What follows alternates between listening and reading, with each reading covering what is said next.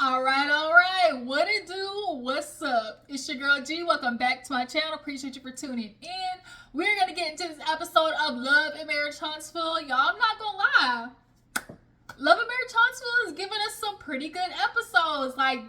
They definitely have clocked in. Nell is a perfect addition to the show.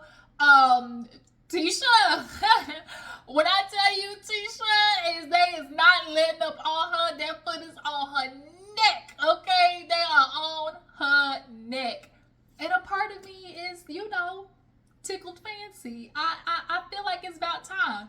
We've been having, all these seasons up until now, everybody been on males ends, okay? So, the tides have turned. It's Tisha and Marsau's turn, so y'all better buckle up. It's time to, buckle up because it's gonna be a bumpy ride for y'all, okay? But let's go ahead and get into the episode, you guys. If you're new to my channel, I appreciate you for tuning in. Y'all know what to do. Go ahead and hit that button because it is free $99, okay? It ain't gonna touch your bank account as soon as you hit that button. Boop, all right? You're gonna be a part of the Juice Box crew, all right? So everybody else who's already a part of the fam, y'all know what to do. Go ahead and hit that thumbs up button. Drop down in the comments, let me know that you stopped by, and tell me what you feel about the episode, you guys, okay? Tell me what you feel about Love and Marriage Huntsville so far. All right, so we open up the episode being at Tiffany's, baby reveal. It took a minute, okay? They were still setting up by the time everybody got there. I really hope that Tiffany didn't get charged for that event, because what you're not finna do is charge you for something that y'all wasn't even prepared for when I walked through the door. Okay, I'm one of them people. Like I want good service. My hard-earned money better get me some good service, and that was not what that was. So nonetheless, a lady comes up, does like a whole speech or whatever, and the lady sit down. Tisha comes in, and they're sitting down and eating, and Tisha's like, "Oh my God, how y'all doing? Yada yada." Stormy and Tisha had a private phone call, and Tisha's basically like, "See, that's what I don't like, I need people to be consistent." Tisha was kind of like, "I need people to be consistent." Me and Stormy talked on the phone, but now she's acting all weird. She's not even, giving me that much energy, so I see what it is. But she sits down and she's like, "Why is it so quiet? How's everybody doing? It's quiet. Like, what y'all talking about?" And everybody, I guess, got quiet because they knew they was talking about the expo, the expo, okay? And so Kimmi finally was like, "Well, we were talking, we was talking about the Black Business Expo," and Tisha said, "Oh shit." And Kimmi was like, I know. But she's like, "And Tisha, I just really feel like maybe, we should consider doing like a whole town hall situation, getting people's opinions and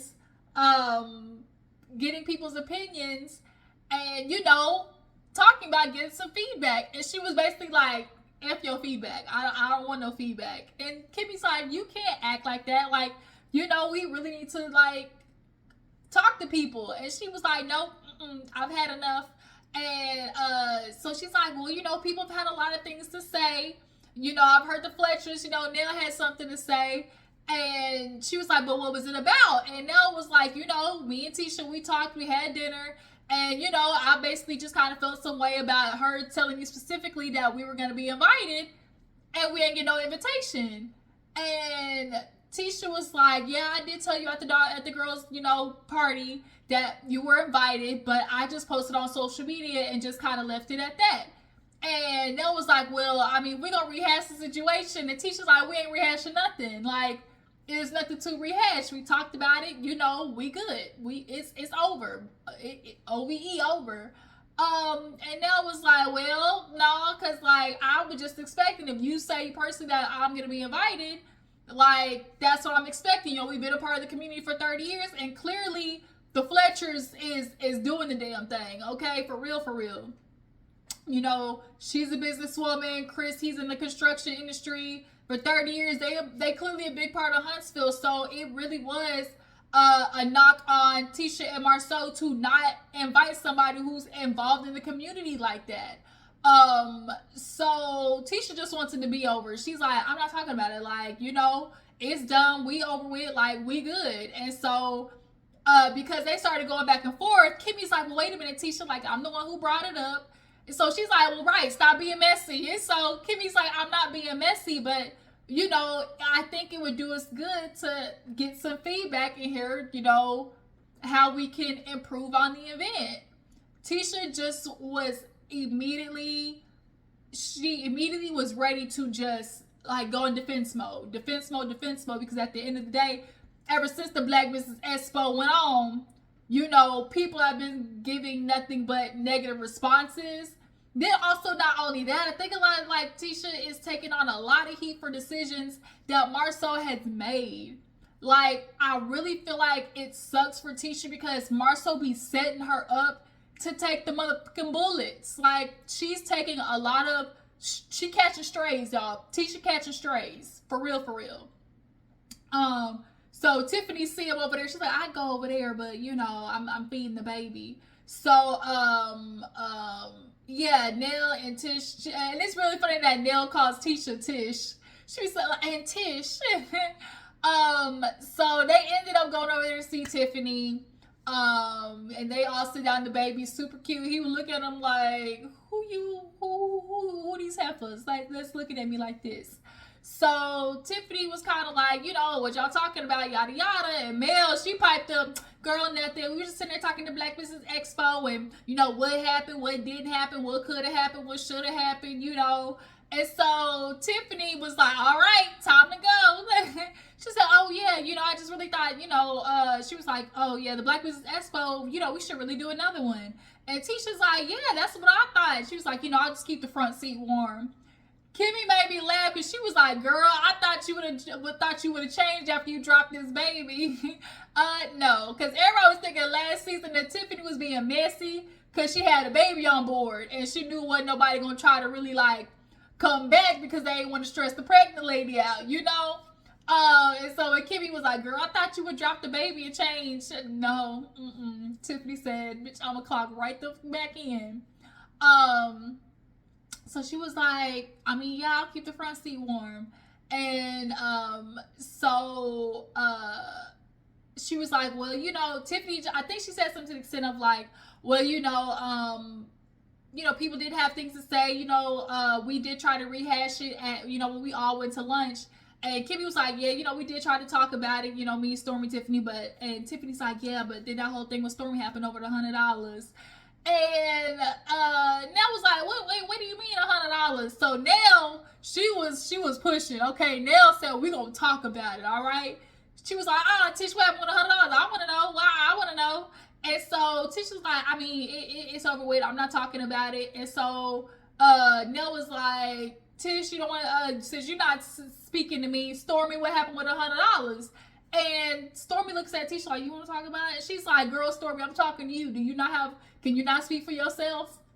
I was like, oh, boy, Nell was on it, okay? She had no problem sticking her foot in the shit.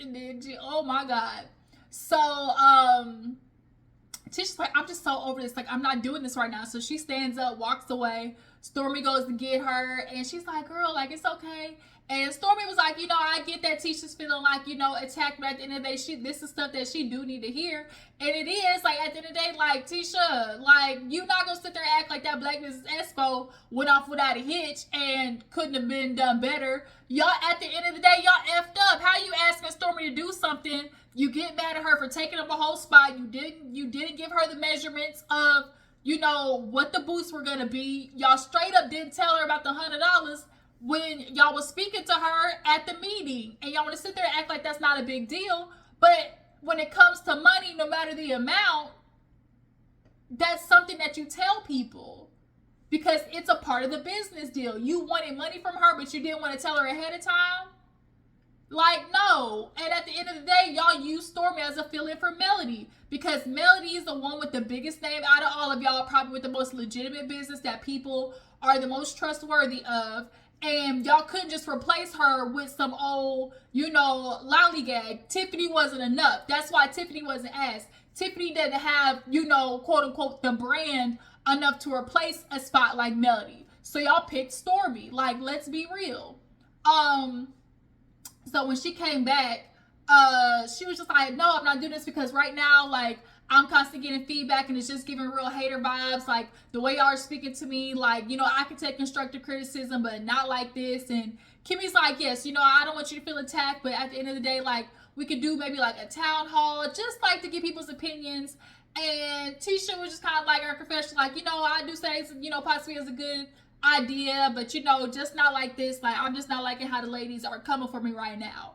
And so Stormy was like, girl, Tisha, yeah, I don't want you to feel attacked, because for me, it wasn't even you that was the issue. It was Marsau, you know, the way he tried to come after me for that $100, and like, you actually agreed with me. You checked him. And Tisha's like, yeah, I didn't like how he did it. But she's like, but then when we came and sat down, then you tried to come for me, and that's what I didn't like. You know, it just kind of seemed like it was very obvious that Marsau got in Tisha's ears when she got home, about probably not defending her man. You know how these dudes do. You gotta defend me in public. You know, you gotta stand behind my man, my man, my man.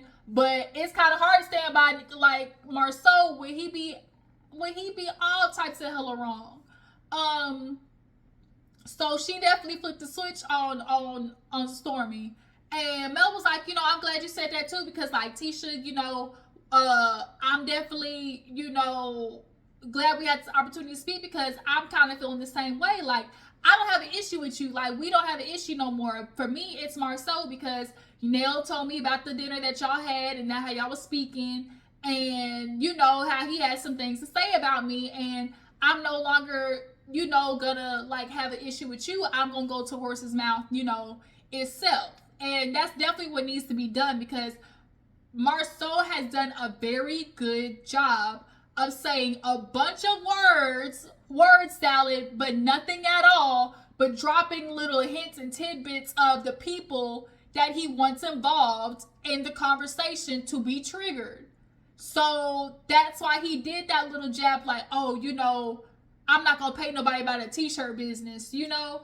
And so that's what was brought up. And so also it was thing of like, oh, well, also at the dinner, he said that nobody paid.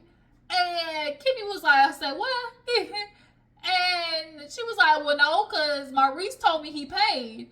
And Tisha was like, no, that's not how we said it. We said that we, you know, we pay for everything out of pocket. And Nell was like, okay, so if y'all pay for everything, but you know, that means you lied. Like, you lied. But see, to me, I'm wondering if there's a miscommunication on the part of like, nobody paid for anything versus, oh, we pay for everything out of pocket. Because is that money that people brought in, did y'all use that to pay for the stuff? Because I'm assuming that's how it goes. Like, okay, y'all are throwing this event, but then the money that everybody brought in, the $100, was basically used as a recoup. Like, that's what makes sense to me business-wise. Y'all pay for it out of pocket, but then, you know, the money that comes in from everybody, you recoup, essentially. But things start getting a little shady, though, when in these situations, you're paying for it out of pocket, but then the money that's being brought in, there starts to be a level of profit, because this ain't supposed to be for profit. This is supposed to be for the community, right? So when Nell's like, everybody's asking about the money, and Tisha want to be mad, like, I shouldn't have to tell y'all about the money. You know, we pay for it out of pocket. That's it. You know, we made sure that things were handled, and, you know, we did everything ourselves. And so it's just kind of like, she don't want to tell nobody about the money, but at the end of the day, like Kimmi said, like, yeah, we're not asking for you to give us your books, but at the end of the day, when people are investing their time, energy, and money, like, we want to know that it's being handled correctly. Y'all, it seems like, honestly, Marsau, more than anything, Marsau wanted a lot of something for nothing. You wanted people to come talk. You wanted people to come bring their booths. You wanted people to sit on the panel. You want, like, all of that, but you didn't want to pay. More than anything, that's my energy out of my schedule. My nigga, like Melody got a schedule. I got things, I'm booked and busy. Like Melody said, like, I'm taking time out of my day, probably taking time out of making my money to come speak for your ass. But you don't want to pay me? This is giving real broken ashy. It's giving real broken ashy energy. I'm sorry. So yeah, let's go ahead and move on. So, what happened after that? Kimmi and Maurice go to, I guess, like a home rental property that they're trying to do, and it's being managed by none other than another Scott brother. I didn't know there was another Scott brother. Did y'all know that? I knew it was Maurice, Marsau, and then that one ugly ass brother that was allegedly laying it low and spread it wide with Miss Van, Melody's mama. I can't think of his name, but now there's another one. His name Micah. They all look the same in their head, just no top row of teeth. That's what they look like. Just all alligator trout mouth looking ass. I can't. So they go in, and once again, ain't done. And allegedly, this was a project that was supposed to be done last month. I'd be pissed off, like for real, for real. And Kimmi's looking at Marsau, like looking at Maurice, and he talking about, why you looking at me like that? Cause she's like, yo. He's like, I mean, you know, shoot, I'm not surprised. Like, he was like, this isn't a surprise to me. So that means you were very much aware that your brother be giving half-ass effort. Oh, this ain't a shock to me. That's all you Scott brothers do. Y'all be all about talk. Kimmi looking at you like, yo, we need this done by the 1st. And he want to pull out of his ass something like, oh, you know, call me 11 day ready. You know, I'm going to pull it out 3 days before we get done. But it ain't looking like it. Like, it's seriously, no, it's not going to get done. It's all talk, no action with these Scott brothers. Like, for real. I just didn't like the fact that, like, Maurice really is not getting the gist of, like, how serious it is. Yeah, it's all hee hee ha ha, but we're trying to get this done. And your brother is, I get, it's clear that they're trying to save money by using a brother, but Kimmi, you have to understand, if you want to write and want to get it done on time, you got to spend a little bit of ducats, okay? Because these Scott brothers going to have you ass out every single time with they lazy asses. So she brings up to Maurice, you know, the baby sicknessy or whatever, and she basically tell him like, look, bruh, like, situations going on with your brother, you know, this money thing is starting to grow legs. And he's like, what do you mean? You know, she's like, look, we sat down and talked, and basically at the end of the day, what's being said is,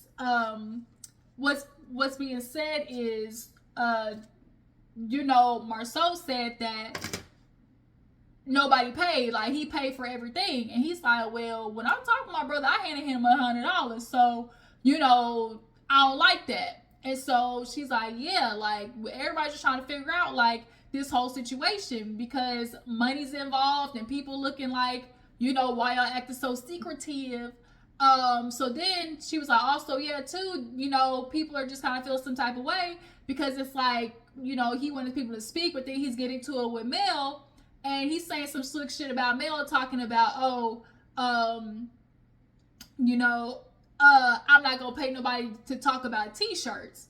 And Maurice started laughing, hee hee ha ha, and she's like, that's the problem. Like, y'all think this shit is funny. Like, these Scott brothers find it absolutely funny to be sarcastic assholes. Like, that is their language. Sarcasm and disrespect. That's literally all it is. This freaking piece right here is getting on my nerves. I need you to stop it. I'm so OCD when my hair, like, in the back part just be buckling up. It gets on my nerves. But yeah, you sitting there laughing, cackling, kiki ka ka ka, and your brother out here disrespecting somebody, honestly, that could really help y'all. Because that's what y'all wanted. Y'all wanted Mel a part of the comeback group. That's what y'all wanted, for real, because she's the one who's going to bring all the people to the yard. She's the one with the milkshake of the group. You know, she the one that's going to bring all the people to the yard, for real. But he laughing. Man, shut your ass up, Maurice, with your goddamn milk dud head ass Carl Macchiato, burnt, molded, fermented macchiato looking self.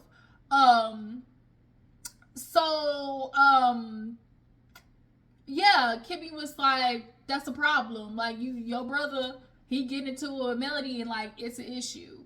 So then Maurice is like, yeah, you know, he can be an a-hole, so I'm gonna go talk to him, because at the end of the day, like, was it he said or was it something that Nell said? And she was like, well, Nell said, Marsau said, but Tisha kind of corroborated the story, so it's not looking good. So moving on, we see a scene with what's her face's name? Keke. Keke, she is at home, and basically she didn't show up to the party. You know that Tiffany was like, oh, I'm surprised Keke didn't come, and Kimmi was surprised. She like, you invited Keke, and she was like, yeah. And she didn't show up. Once again, she talking about claiming she's sick and she wasn't feeling good. I think Keke just honestly did not want to deal with the questions that was gonna come her way. That's my opinion. Like, I really feel like she just didn't want to deal with that. That she wasn't gonna have no answers, because when people just straight up ask, "Girl, was that you?" And it's like, you can't sit there and lie, because bitch, that's your smile. You on candy camera, like, that was you, ho. Like, bitch, that was you. So it's like, I don't think Keke honestly was ready for what the question was gonna be, and so that's why I feel like she avoided it. But she's, with the, oh, I wasn't feeling good, my back hurt, I'm sick, I gotta go to a cardiologist, gastrologist. The husband like, girl, you gotta quit eating Chinese food, like that, because that's really gonna be your issue. But she's like, I just don't like the way it's gonna make me look like I relapsed and I really didn't. So Mel pulls up on Miss Nell at the child care center. And, of course, they talk about the event, and Nell just kind of like, I just kind of find it real crazy about the whole Tisha situation. And she was like, yeah, she was like, when I talked to, Marsau and them at the dinner, because the energy that Tisha had at the dinner definitely was different from the energy at the little sipping scene. And that's what Nell said. She's like, girl, your energy is different. Tisha's like, no, it ain't. And it's like, girl, yes, it was. But nonetheless, she was like, something about Marsau, I feel like he got something like against women, because he had the nerve to sit there and be like, oh, I just thought you was Fletcher's, Chris's just pretty wife. And it's kind of like, really? Really, Marsau? It just seems like he's always trying to find a way to knock women down a peg. And especially other women like that are hanging out with Tisha. He wants to belittle their accolades, because he just wants to make it seem like what they're doing isn't a big thing to achieve on your own. And so Nell's like, I think that's kind of where he wants to put Tisha at. And Melody was like, I certainly agree. She was like, I'm starting to learn, like, I'm not doing this shit with Tisha. I know that he starts issues for us to go back and forth with each other. He starts the issues, and then Tisha has to be the one to defend and fight on their behalf. And it causes, kind of like, tension back and forth between her and Mel.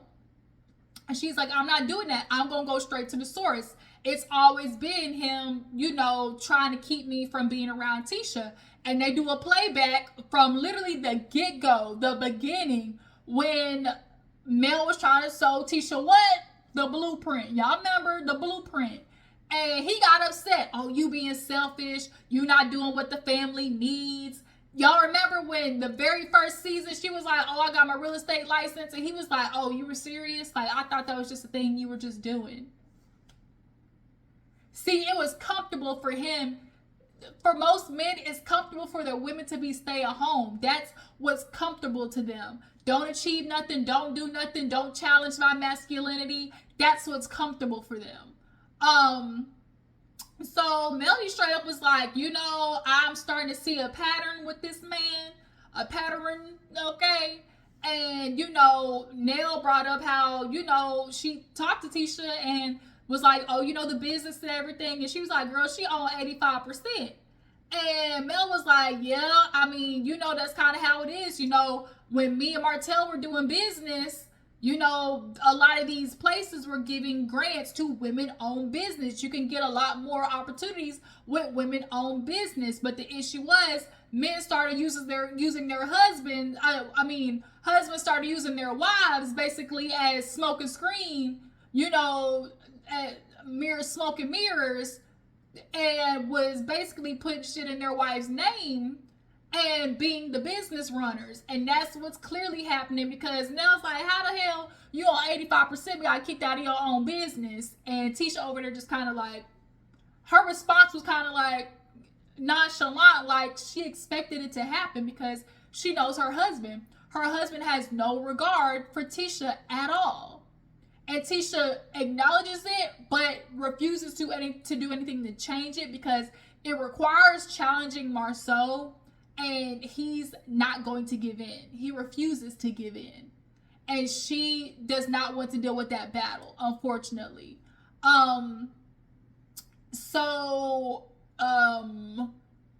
It's crazy how it's like, bitch, you on 85%, but then nigga kicked you out. And so they're confused, like, wait a minute, if you on 85 and then he with that dude, like, they only earn, only had 15% split between both ways. Like, the math ain't mathing. So Mel's like, you know what, I'm gonna go talk to Marsau, because it's very obvious he don't want me good with Tisha. He don't want Tisha to be around a woman that can show her, that what she could achieve, what is possible, show her the way out, because at the end of the day, she will finally get strong enough to leave his lying, manipulative ass. Okay? That's what we're trying to do. Tisha, wake up and smell the coffee. Actually, no, Tisha is aware. We're not. Tisha is aware. You can see it, like, it clicks sometimes for her that this situation that she's in with Marsau is shitty, but she does not want to leave. One, because for her, it's like she doesn't want the public to win. She doesn't want, Mel to win and feeling like, girl, I tried to tell you your nigga wasn't shit. Like, I told you, because all these years, Tisha has been fighting. Oh, why you want my husband to be a cheater like your husband? My marriage is not your marriage. And it's like, girl, we ain't saying my marriage is your marriage, but birds of a feather flock together. These niggas was hanging out in Atlanta, and they all started throwing each other on the bus. Marsau threw Maurice under the bus real quick. He drove over him and reversed back and hit him again. So, and then not only that, he used Mr. Chris Fletcher as an alibi. And Chris was like, don't put that on me, So Tisha's not dumb. It's just she has not gotten the strength yet to leave. And Marsau knows that. She just isn't strong enough to understand, like, stop being scared of being a divorced single woman, because at the end of the day, society tells women that they're nothing without men, and especially being a woman with kids, like, your value is depreciated and all of these things, And then not only that, she divorces him, but they tied up business-wise. Like, it's all shitty. And then dealing with these lawsuits and fraud charges that Marsau's running these businesses, and Tisha's name is on everything. Girl, you are about to be in a world of trouble because you refuse to check your motherfucking husband. So Melody at the end of the episode pulls up on Marsau, and she's like, Marsau, I said I was gonna handle this in a different energy, okay? I would think about what would Miss whatever her name was do. What would she do? What would she want me to do? He's like, that's good, because at the end of the day, we're both intelligent people, so we can have a good conversation. She's like, yeah, I can do that. So Marsau wants it to be like, oh, I would have talked to Melody without all the embellishments. Ain't nobody embellished nothing. You said what you said, my nigga. So she was like, well, speaking of, Nell told me about the conversation that you had to say. And it seems like, you had a lot of things to say about who I am and what I do, Marsau. And he was like, well, no. He's like, no, what happened was I was just talking about, what we was doing. And I just simply stated, well, if I'm going to pay, I need to know what I'm paying for. And I'm not just going to be paying, for people to tell me to, talk about t-shirts. And so she's like, see, Marsau, that right there is the jab. He's like, what do you mean? What do you mean? I'm not jabbing. She's like, yes, you are. Like, quit playing with Marsau. Quit playing with me. And that's what he was doing. He likes to play on people's intelligence. Oh, that's not what I was doing. I was just simply saying this. No, you were taking a jab at Melody. And like she said, she said, I have so much more, on my acumen than just t-shirts, Marsau. And then not only that, weren't you trying to get into e-commerce? And he was like, oh, I don't have a high opinion of the products business. And she's like, bro, business. And he's like, well, I am, but I don't have a high opinion of it. So why are you doing business with something that you don't have a high opinion of? He talking about, oh, for the money. The nerve of you, Marsau, he got caught up. Melody caught his ass up. You see how dumb you look talking about a business that you benefit from? But then probably telling people that come to the expo who are in the products business, you sound so fucking stupid, Marsau. That's the thing. Like, these dudes trying to, like, you think you smarter than you are. You really do. You're in a business that you say you don't have a high opinion of. But here's one thing too, Marsau. For you to feel like your opinion is above all just because you don't have a high opinion of something, now all of a sudden that means it's of no value to other people. So what, you don't have a high opinion of something? What they got to do with somebody else being in it and making money from it? Just because you don't like something doesn't make it not valid. That's what these niggas do, especially dudes like Marsau. They feel like their thought process, their, opinions is the end all be all, and guess what? It ain't. So Melody rung his ass to do one, and I'm glad. She was like, Marsau, you playing with me. Like, you playing with me. You talking about trying to make me down to just t-shirts, and you know I'm more than that. You took a jab. He's like, no, I didn't. No, I didn't. And so she ends up wiping her eyelash, and he thought she was crying. He's like, oh, don't cry, Mel. Don't cry, Mel. And she's like, her face immediately screwed up. She said, Marsau, ain't nobody crying over your ass. You know what? Tisha want to be crying over your ass when she decides to leave you with your lying, manipulative ass. And he's like, oh, Melody, why do you want Tisha to leave me? It's not that I want her to leave you, but at the end of the day, she said, you know what you be doing. You foul. And that's why you don't want her to hang out with a strong woman to see what it is to build the strength to finally leave your ass. And he was like, he tried to manipulate, oh, why do you want my kids to grow up in a single home? Nigga, they already growing up in a single home because where you be at? You don't be home. You leave Tisha at home all the time with the kids, remember? It's irresponsible. You said it was irresponsible of her to leave her kids with their father.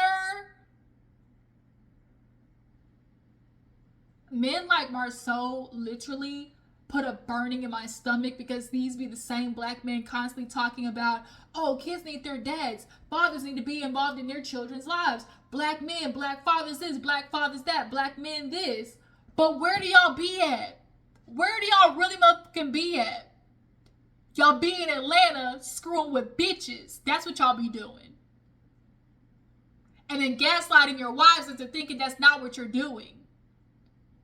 Making them insecure, making them feel low value, demeaning them. I can't. Men like Marsau literally chap my ass. They make the roof of my freaking gums itch. They make my ears hot. They make my eyes squiggle. Like, I cannot. Men like Marsau deserve to lick the bottom of a hobo shoe. I hope your tongue falls out of your mouth with your little baby teeth. Trout mouth. Cross-eyed mother. I can't stop a mud hole in that ass. Oh, I can't with men like Marsau. I cannot. So, yeah, Melody got his ass, and it's to be continued. So, you guys, tell me what you feel about Love and Marriage Huntsville. I apologize for this being a longer video, but hopefully you stayed to the end. What do you guys think about Melody checking Marsau and his opinion of the t-shirt business that he don't think highly of, but is making money off of? Do you guys feel like T should be catching slack or catching strays for Marsau? And what do you guys think about Miss Nell as an addition to the show? Is she a good addition or not?